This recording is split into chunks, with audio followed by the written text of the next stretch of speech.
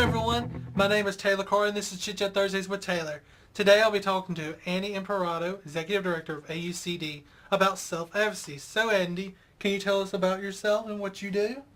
Sure. Well, first, thanks for having me on your show. I've been a fan from Washington, so it's nice to be in Hattiesburg, Mississippi today with you on your show.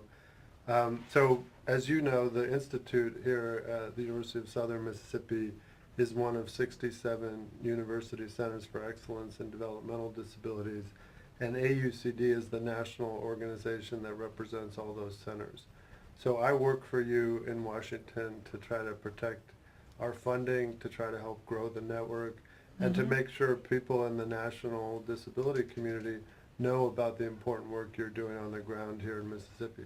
So there's 67 around the United States and out of the United States too? We have at least one in every state and territory. So you probably know the U.S. has territories like Puerto Rico, U.S. Virgin Islands, Guam. They all have University Centers for Excellence as well. Sweet. Could you tell us more about AUCD? Sure. So we were created by the network to help represent the network in Washington. We have about 30 staff, and some of our staff work directly with the centers to provide technical assistance, to help them with things that they need help with.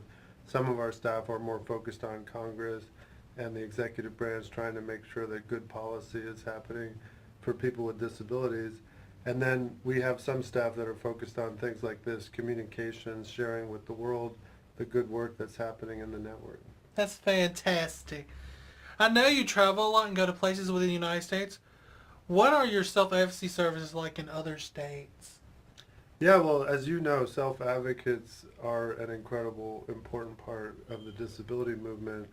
I think, as you know, I have a disability myself, bipolar disorder or manic depression, and I'm a proud person with a disability. So from my perspective, it's critical in order for our network to be authentic.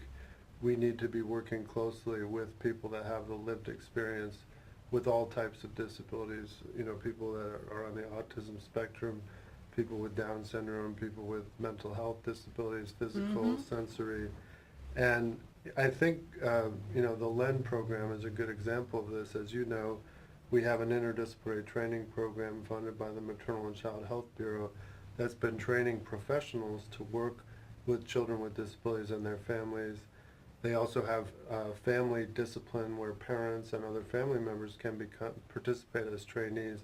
And more recently, there's been a focus on getting self-advocates involved as trainees. And I'm delighted that you're participating as a LEND trainee here in Mississippi, which is connected to our Arkansas LEND program.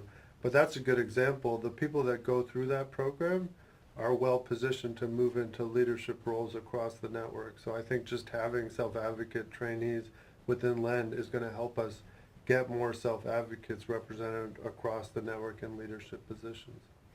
Our time with Andy Imparato was so good, we're having to split it up into segments. Please watch the rest of the interview next week on Chit Chat Thursdays with Taylor. Please like us on Facebook, subscribe to my YouTube channel at Chit Chat with Taylor, and check us out on the web at www.usm.edu/IDS.